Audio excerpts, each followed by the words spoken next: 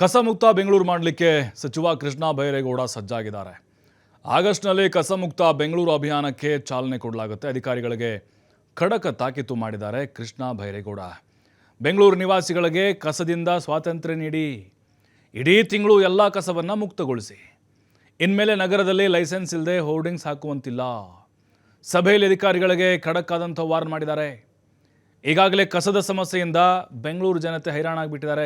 ಕಂಡಲ್ಲಿ ಕಸ ಫುಟ್ಪಾತ್ ಮೇಲೆ ಹಾಕಿರ್ತಾರೆ ರೀ, ಪಾರ್ಕಿಂಗ್ ಪ್ಲೇಸಲ್ಲಿ ಹಾಕಿರ್ತಾರೆ. ಗಬ್ಬು ವಾಸನೆ ಬರ್ತಾ ಇರುತ್ತೆ, ರೋಗ ರುಜಿನಗಳು ಬರ್ತಾ ಇರುತ್ತೆ. ಅವಾಗಂದ್ರು ದಂಡ ಹಾಕ್ತೀವಿ ಅಂದರು, ಮನೆ ಮುಂದೆ ಕಸ ಸುರಿತೀವಿ ಅಂದರು. ಅದು ಸ್ವಲ್ಪ ದಿನ ಮಾಡಿದ್ರಷ್ಟೇ. ಆಮೇಲೆ ಮತ್ತು ನಮ್ಮ ಜನ ಹಾಗೆ ಹಾಕ್ತಾ ಇದ್ದಾರೆ. ಕೆಲವು ದೊಡ್ಡ ದೊಡ್ಡ ಪ್ರದೇಶಗಳಲ್ಲೇ, ಜನನಿಬಿಡ ಪ್ರದೇಶಗಳಲ್ಲೇ ಕಸದ ರಾಶಿ ಬಿದ್ದಿರುತ್ತೆ ಹಾಗೆಯಲ್ಲಿ. ಮತ್ತು ಈ ಹೋರ್ಡಿಂಗ್ ಸಂಬಂಧಪಟ್ಟಂಗೆ ನೋಡಿ, ಜಿ ಬಿ ಅಧಿಕಾರಿಗಳ ಪರ್ಮಿಷನ್ ಇರೋದಿಲ್ಲ, ಏನಿಲ್ಲ. ಯಾರ್ದೋ ಹುಟ್ಟುಹಬ್ಬ ಬಂತು, ಏನೋ ಒಂದು ಕಾರ್ಯಕ್ರಮ ಆಯಿತು, ಸಿಕ್ಕಾಪಟ್ಟೆ ಹೋರ್ಡಿಂಗ್ಸ್, ಕಾಟ ತಡೆಯೋಕ್ಕಾಗ್ತಿರ್ಲಿಲ್ಲ ಅವ್ರದ್ದು. ಸರ್ಕಲಲ್ಲಂತೂ ನೋಡಲೇಬಾರ್ದು, ಸಿಗ್ನಲ್ ಕಾಣಿಸ್ತಿರ್ಲಿಲ್ಲ, ಹಂಗೆ ಕಟ್ತಾ ಇದ್ರು.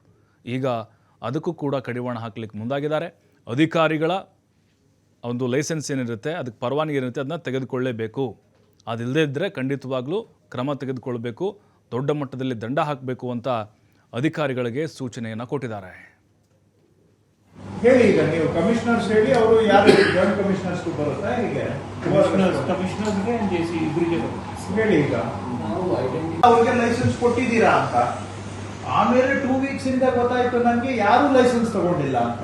ಮ್ಯಾಕ್ಸಿಮಮ್ ತಗೊಂಡಿಲ್ಲ ಸರ್, ಕೆಲವ್ರನ್ನ ಏನಾಗಿದೆ ಸರ್, ಇಲ್ಲ ನಿಮ್ಮ ಪಾಲಿಸಿ ಪ್ರಕಾರ ಯಾರು ಮಾಡೇ ಇಲ್ಲ.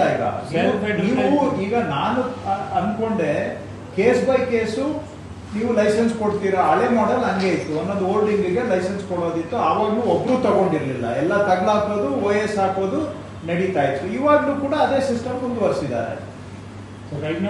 ಇದು ಅಲ್ಲಿ ಎಲ್ಲೆಲ್ಲಿ ಲೆಗಸಿ ವೇಸ್ಟ್ ಬಿದ್ದಿದೆ ಇದನ್ನೆಲ್ಲ ತೆಗಿಬೇಕು, ಇನ್ಕ್ಲೂಡಿಂಗ್ ಬ್ಲಾಕ್ ಸ್ಪಾಟ್ಸ್ ಸೇರ್ಕೊಂಡು. ಫ್ಲಾಗಿಂಗ್ ಅಂತ ಮಾಡಿ ಕೊಡಿ. So entire month of August will be a clean up. ಗಲೀಜಿನಿಂದ ಸ್ವಾಗತ, ಗಲೀಜಿನಿಂದ ಸ್ವತಂತ್ರ. ಬೆಂಗಳೂರಿನಲ್ಲಿ ಫುಟ್ಪಾತ್ ಒತ್ತುವರಿ ತೆರವಾಯಿತು. ಅನಾಥ ವಾಹನಗಳ ತೆರವು ಕಾರ್ಯಕ್ಕೂ ಕೈ ಹಾಕಿದ್ದಾಯಿತು. ಇದೀಗ ರಾಜಕಾಲುವೆ ಒತ್ತುವರಿದಾರರಿಗೆ ಮತ್ತೆ ಟೆನ್ಷನ್ ಶುರುವಾಗಿದೆ. ರಾಜಕಾಲುವೆ ಒತ್ತುವರಿ ತೆರವಿಗೆ KBG ಮಾಸ್ಟರ್ ಪ್ಲಾನ್ ಮಾಡಿದೆ.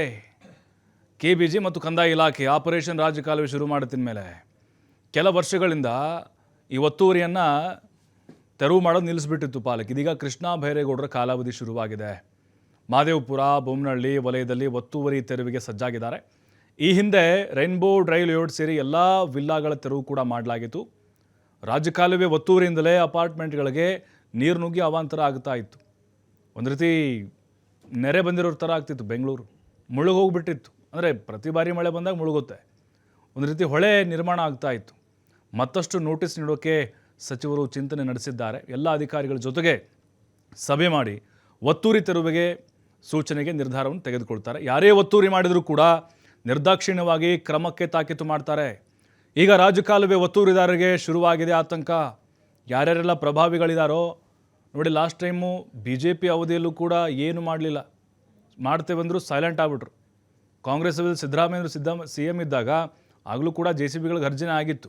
ಆದರೆ ಮತ್ತೆ ನಿಂತು ಹೋಗ್ಬಿಡ್ತು.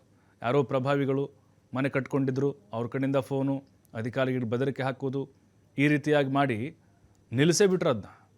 ಪಾಪ ಅಮಾಯಕರು ಏನಿದ್ದಾರೆ, ಬಡಪಾಯಿಗಳನ್ನ, ಮಿಡ್ಲ್ ಕ್ಲಾಸ್ ಏನಿದ್ದಾರೆ, ಅವ್ರವ್ರ ಮನೆಗಳನ್ನ ಹೊಡೆದು ಹಾಕಿದ್ರು, ಕಾಂಪೌಂಡ್ ಹೊಡೆದು ಹಾಕಿದ್ರು.